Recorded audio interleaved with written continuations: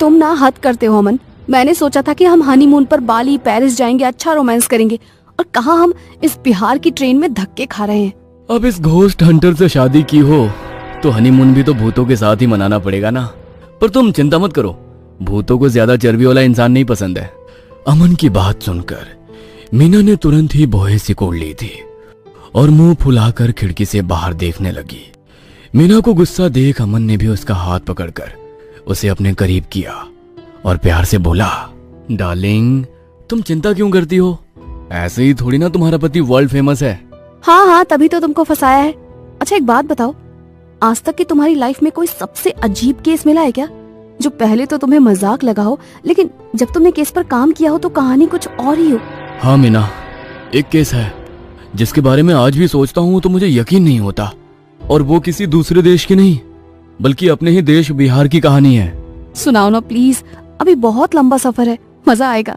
अच्छा ठीक है, ध्यान से सुनना। हाँ मीना, ये अनोखी कहानी बिहार के गया शहर की है और इलाका है इकबाल नगर। जब मैंने इस केस पर काम शुरू किया तो मुझे बताया गया कि कोई है जो इकबाल नगर कब्रिस्तान में रोज भटकता है अपनी ख्वाहिशों के साथ, हाथ में छड़ी और सिर पर हैट।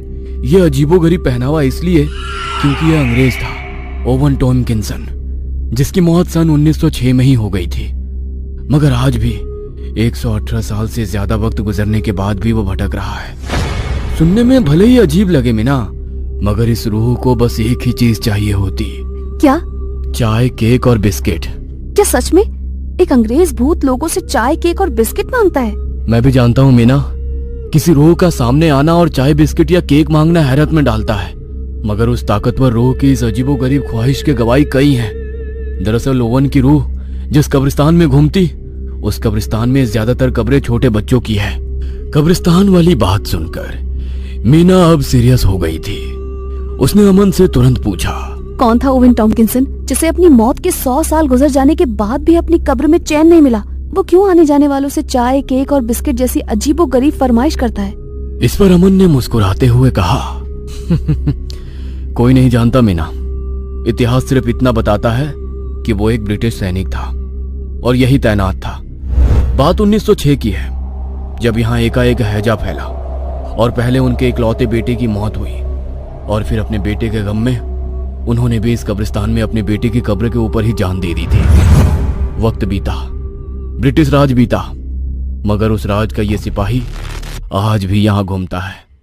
इकबाल नगर के लोग बताते हैं कि कुछ साल पहले तक तो ओवन की रूह अक्सर रात के सन्नाटे में रास्ता रोककर खड़ी हो जाती थी, और छोड़ती भी तब थी जब उसे चाय और बिस्किट का नजराना पेश किया जाता था। हालात ऐसे हो गए कि लोगों ने रात में घर से निकलना ही बंद कर दिया था, मगर एक रोज उसका पाला अपने मजबूत ताकत से पड़ गया। लोग बताते हैं कि उसी कब्रिस्तान वाले रास्ते पर एक बार एक फकीर चांद साहब अपने टमटम पर सवार कहीं जा रहा था। ये हुई ना बात, अब आया कहानी में नया किरदार। मीना पहले सुन तो लो। तो अपनी आदत से लाचार ओवन ने उनका भी रास्ता रोक लिया और अपनी वही पुरानी ख्वाहिश दोहराई, चाय और बिस्किट। लेकिन चांद साहब ओवन को पहचान गए थे कि ये वही ओवन की आत्मा है जिसका हल्ला पूरे इलाके में है।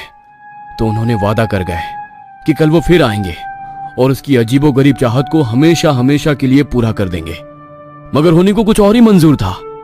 दरअसल चांद साहब ने चाय बिस्किट पर कुछ काला जादू कर दिया था, जिससे ओवन की रूह अब चांद की गुलाम हो गई थी, और जो रूह पहले इंसान से बस चाय बिस्किट मांगती थी, वो रूह अब उन्हें सोना चांदी और दौलत मांगने लगी थी, और जो नहीं देते थे उन्हें ओवन की रूह मारती भी थी। फिर मुझे बुलाया गया। क्या तुम उस ओवन रूह से मिले हो? नहीं, एकदम से नहीं। दरअसल जब मैं उस कब्रिस्तान में पहुंचा तो चारों तरफ सन्नाटा था। जगह जगह लाश के सड़ने की बदबू आ रही थी, और वो लाशें किसी इंसान की नहीं बल्कि कुत्तों की थी, क्योंकि उस चांद के कहने पर ओवन की रूह ने इलाके के सारे कुत्तों को मार दिया था। वो सिर्फ इसलिए क्योंकि वो चांद को देखकर भौंकते थे। पर मैं जैसे जैसे कब्रिस्तान के अंदर जा रहा था, वैसे वैसे मुझे किसी के रोने की आवाज सुनाई दे रही थी। मैंने तुम्हारा क्या बिगाड़ा है? तुमने मुझ पर ब्लैक मैजिक किया है, क्योंकि मैं तुम्हारी बात करने से मना नहीं कर पाता हूँ। क्यों मैंने इतने सारे कुत्तों को मौत दे दी, क्यों? अरे अंग्रेज, तेरी हिंदी तो बहुत सुधर गई है। लगता है अब तुझसे इंसानों की हत्या करवानी पड़ेगी। तब तो मेरे ख्याल से तू संस्कृत ना बोलने लगे। कमीने, वो मेरे बेटे के खबर है, कम से कम उसे तो छोड़ दे। अबे तुझे तो शर्म आनी चाहिए। तेरा बेटा चैन से सो रहा है और तू है कि 100 से उसके लिए चाय, केक और बिस्किट ही किए जा रहा है। शर्म तो तुझे आनी चाहिए चांद, जो एक शरीफ रूह को तूने उस हैवानियत पर उतार दिया है। पर तू चिंता मत कर, ओवन की मदद के लिए मैं आ गया हूँ। मुझे देखते ही चांद समझ गया था कि मैं जरूर उसकी मुसीबत बनकर ही उसके सामने आया हूँ। इसलिए उसने ओवन की रूह से कहा, ओवन, अगर ये आदमी इसी कब्रिस्तान में आज रात मर गया तो मैं तुझे आजाद कर दूंगा।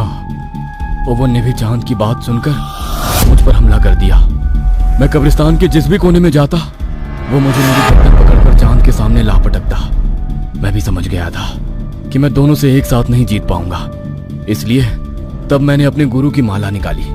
मेरे गुरु ने ये माला मुझे देते हुए कहा था, ये माला देखकर कोई भी रूह मेरी बात मानने से इनकार नहीं कर सकती थी।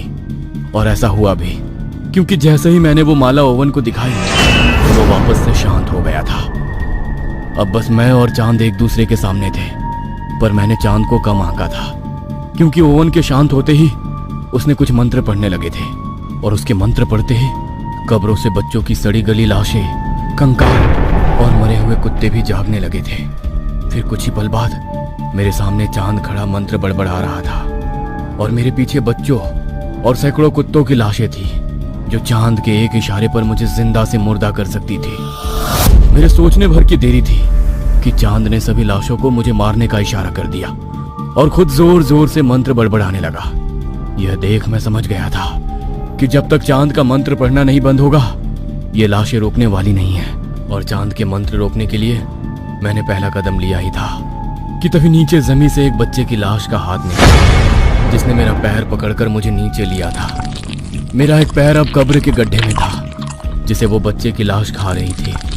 मैं दर्द के मारे चीख रहा था और तभी पीछे खड़ी लाशों की फौज भी मुझ पर टूट पड़ी। हर पल मेरे जिस्म से पाव किलो गोश्त अलग किया जा रहा था। सच कहूं तो मुझे मेरी मौत दिखने लगी थी कि तभी अचानक कुछ हुआ और सारी लाशें खुद ब खुद पीछे हटने लगी थी।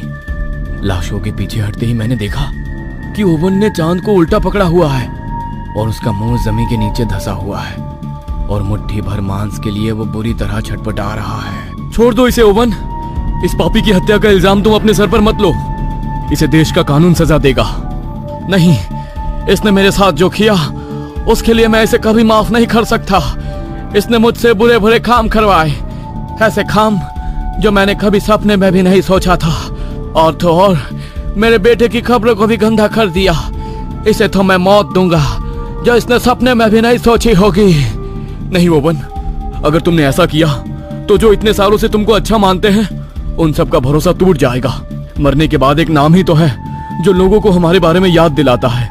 यही वो कीमती दौलत है जो लोगों को हम फ्री में देते हैं। इसलिए मैं कह रहा हूँ, इस पापी को मारकर अपना नाम मत खराब करो।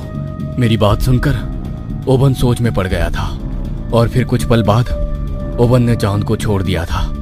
हालांकि उसने चांद को मारा नहीं, लेकिन कुछ पल के लिए वो उसके शरीर में गया और जब ओवन वापस चांद के शरीर से बाहर आया तो चांद पूरी तरह से पागल हो चुका था। कहते हैं उसे अब बस बुरी आत्माएं ही दिखाई देती हैं, जिसकी वजह से वो डरा हुआ दिन भर चीखता है और अपनी गलती की माफी मांगता रहता है। अमन से सारी कहानी सुनकर मीना को आज अपने पति पर गर्व हो रहा था। उसे आज मालूम हो गया था कि उसका पति दिलेर के साथ साथ समझदार भी है। कि तभी उसने देखा कि उनके उतरने का स्टेशन आ गया था। अमन और मीना स्टेशन से उतरकर होटल के बजाय कहीं और जा रहे थे। मीना ने भी कोई सवाल नहीं किया और आखिर में उसे उसके सारे सवालों के जवाब मिल गए थे। दरअसल दोनों ओवन के बच्चे की कब्र के सामने खड़े थे। आज ओवन के बेटे का जन्मदिन था। कब्र देख मीना अभी चुपचाप खड़ी ही थी कि तभी एक भिखारी मीना के सामने आ गया, जिसे देख मीना बुरी तरह डर गई थी। मैं बहुत बुरा हूँ, मुझे बुरी आत्माएं दिखती है। मैं बहुत बुरा हूँ, मुझे बुरी आत्माएं दिखती है। मैं बहुत बुरा हूँ, मुझे बुरी आत्माएं दिखती है। ये सुनते ही मीना समझ गई थी कि ये चांद है, वही बच्चे की कब्र के पीछे से ओवन की आत्मा अमन को मुस्कुराते हुए देख रही थी।